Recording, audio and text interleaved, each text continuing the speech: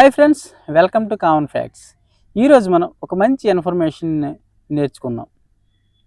ఈ మధ్య మనం చాలామంది కామన్ పర్సన్స్, మిడిల్ పర్సన్స్, పేదవాళ్ళు, ప్యూర్ పర్సన్స్ చాలామంది కష్టపడి కొద్దిగా మనకి బ్యాంకులో కన్నా, ఎఫ్డి చేసుకన్నా లేదా ఆర్డి చేసేదానికన్నా కొద్దిగా బయట మంచి అమౌంట్ వస్తుందని చాలామంది మనం డబ్బులు ఇవ్వడం జరుగుతూ ఉందన్నమాట. ఇలా చాలామందికి మనం డబ్బులు ఇవ్వడంతో వాళ్ళు ఫస్ట్లో ఒక 2-3 టైమ్స్ బాగానే ఇంట్రెస్ట్ ఇచ్చి తరువాత మనకి ఇవ్వలేక లేకపోతే ఇబ్బందులు పెట్టడం జరుగుతూ ఉన్నాయి. అయితే మనం ప్రతి ఒక్కరిని తెలుసుకోవాల్సింది, జనరల్గా ఎక్కువ మంది నమ్మకంగా ఉంటూ ఎక్కువ డబ్బులు అదే ఊర్లో చాలా నమ్మకంగా ఉండి చాలా డబ్బులు ఎక్కువ అప్పు చేసి ఐపీలు పెట్టడం జరుగుతూ ఉందన్నమాట. అసలు ఐపీ అంటే ఏంటి? ఇన్సాల్వ్డ్ పిటిషన్ అన్నమాట. ఇన్సాల్వ్డ్ పిటిషన్ పెట్టి ఆ మనిషి అనేది తప్పించుకుంటున్నారు డబ్బులు ఇవ్వకుండా. ఇన్సాల్వ్డ్ పిటిషన్ అంటే మనం ఫస్ట్ తెలుసుకోవాలి.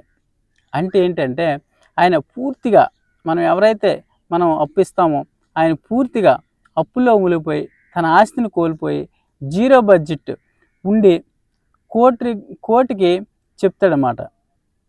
నేను చాలామంది దగ్గర అప్పులు చేశాను, నాకు ప్రాణభయం ఉంది, వీళ్ళందరూ కూడా మనల్ని ప్రెజర్ పెట్టేస్తున్నారు కాబట్టి నన్ను సేవ్ చేయి అనేది మన చట్టం వాళ్ళని సేవ్ చేస్తూ ఉందన్నమాట. ఎందుకంటే ఒకరికో ఇద్దరికి చెప్పినా మనల్ని వినరు అనమాట.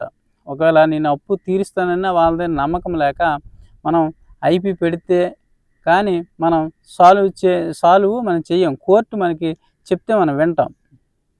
ఎందుకంటే కోర్టుని ఆశ్రయిస్తే ఫస్ట్ వాళ్ళకి ప్రెజర్ తగ్గుతుంది, వాళ్ళకి టైం దొరుకుతుంది. వాళ్ళకి టైం ఇస్తే కంపల్సరీ మనకి రీచెక్ లైఫ్ ఇస్తారనమాట. ఐపీ పెట్టినంత మాత్రాన ఆ మనిషి ఎగ్గొట్టి వెళ్ళిపోయినట్టు కాదు. ఆయనకి కొంత టైం పీరియడ్ మనం ఇచ్చినట్టు. తన ఆస్తులు ఉంటే మనకి కోర్టే ఎవరికైనా ఇవ్వాల్సి ఉంటే వాళ్ళకి ప్రయారిటీ ప్రకారం, వాళ్ళ డబ్బులు ఇంపార్టెన్స్ ప్రకారం, వాళ్ళకి సెక్యూరిటీ ప్రకారం పంచిపెడుతుంది అనమాట. సో ఆ వ్యక్తి మనకి కోర్టు ద్వారా మాత్రమే సమాధానం ఇస్తేనే మనం వింటున్నాం. ప్రతి వాళ్ళం కూడా ప్రెజర్ పెట్టడం జరుగుతుందన్నమాట. సో ఆ రకంగా ఐపీ పెడుతున్నారు.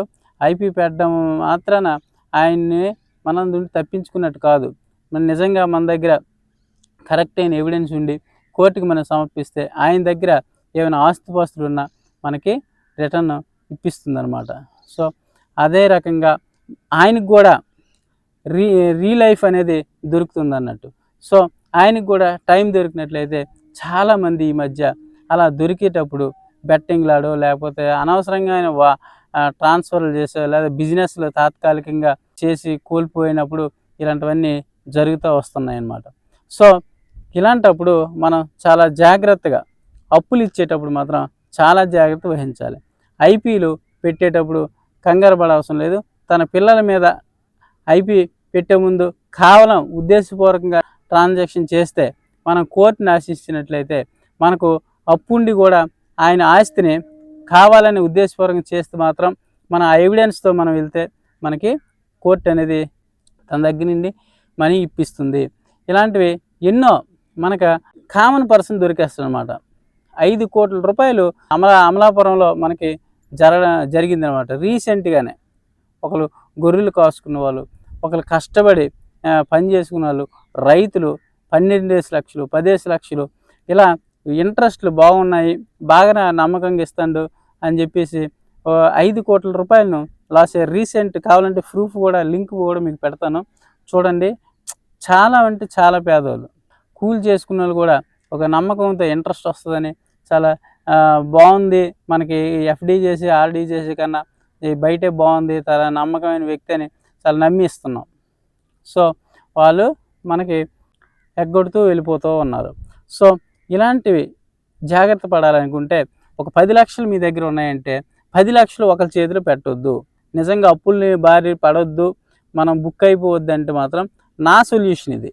సో ఎవరో చెప్పింది కాదు, నా సొంత సొల్యూషనే. ఒక్కొక్క ప్లేస్లో ఒక్కొక్క లక్ష ఇచ్చినట్లయితే 10 మంది కూడా ఐపీలు పెట్టారు కదా, 10 బ్యాంకులు కూడా బ్యాంకులో పెట్టుకున్నట్లయితే ఎఫ్డీలో పెట్టుకున్నట్లయితే కంపల్సరీ మంచి ఇన్కమే వస్తుంది. అలా ఒక దగ్గర పెట్టొద్దు. మన పెద్దలే చెప్పారు, నీ దగ్గర ఉన్న ఆస్తిని ఒక ప్లేస్లో దాయొద్దు, 10 చోట్ల దాస్తే ఈ ఒకటి కోల్పోతే ఇంకోటి నీకు గెయిన్ అవుతుంది, ఇంకోటి కవర్ చేస్తుందని మన పెద్దలు ఊరకనే చెప్పలేదు. ఎప్పుడో వాళ్ళు ఇలాంటి సిచ్యువేషన్స్ ఎదుర్కొన్నారేమో, అలాంటి సామెత కూడా చెప్పారు. మనం ఒక్కరం కూడా మన పెద్దల్ని మనం పట్టించుకోం. కామన్ ఫ్యాక్ట్స్ అంటే పెద్దల యొక్క అనుభూతులు, ఆచరణలు మన ఛానల్లోని చాలామంది ఎక్స్పీరియన్స్ ఇలాంటి ఐపీఎల్కి దొరకకుండా మన పెద్దలు ఎలాంటి విషయాలు పాటించేవారు, అలా ఎలాంటి ఫుడ్ తిని ఆరోగ్యంగా ఉండేవాళ్ళు, ఎన్నో విషయాలు మన ఛానల్లో ఉన్నాయి. చాలామంది రైతులు వాళ్ళ ఆరోగ్యాలు ఇప్పటికి కూడా ఒకరికి కూడా బీపీ షుగర్లు లేవు.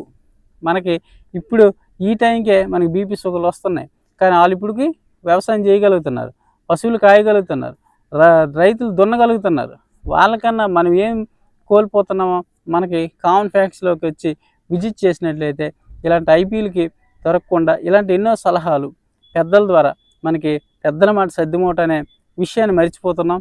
కాబట్టి ఎన్నో విషయాలు మనకు తెలుస్తాయి. ఎవరు కూడా ఎక్కువ డబ్బుని ఒక్కరికి ఇవ్వద్దు, అప్పుగా ఇవ్వండి. కానీ అప్పు ఎప్పుడు ఇవ్వాలంటే మన దగ్గర 10 లక్షలు ఉంది, మనకి ఈ 10 లక్షల్లో 5 లక్షలు పోయినా పర్లేదు అన్నప్పుడు 5 లక్షలని అప్పుగా ఇవ్వండి.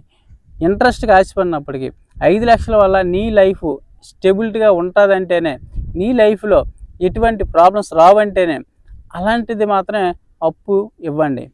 లేదా మన దగ్గర రిలేటివ్కి ఇచ్చేటప్పుడు కొద్దిగా సెక్యూరిటీ మొగమాట పడకుండా అడగండి.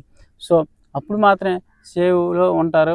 సో ఒకప్పుడైతే పూర్వం ఎంతోమంది పెద్దలు మన కామన్ ఫ్యాక్ట్స్లో చెప్పారు, ఒక మాట ఇచ్చారంటే పీక పోయినా కానీ మాట దాటేవారు కాదు, తల్లిదండ్రుల మాట వినేవారు, తండ్రి మాట జమ దాటేవారు కాదు. ఇలాంటి ఎన్నో గొప్ప విషయాలు మన పెద్దల మాటల్లోనే. కామన్ ఫ్యాక్ట్స్లో సబ్స్క్రైబ్ చేయండి.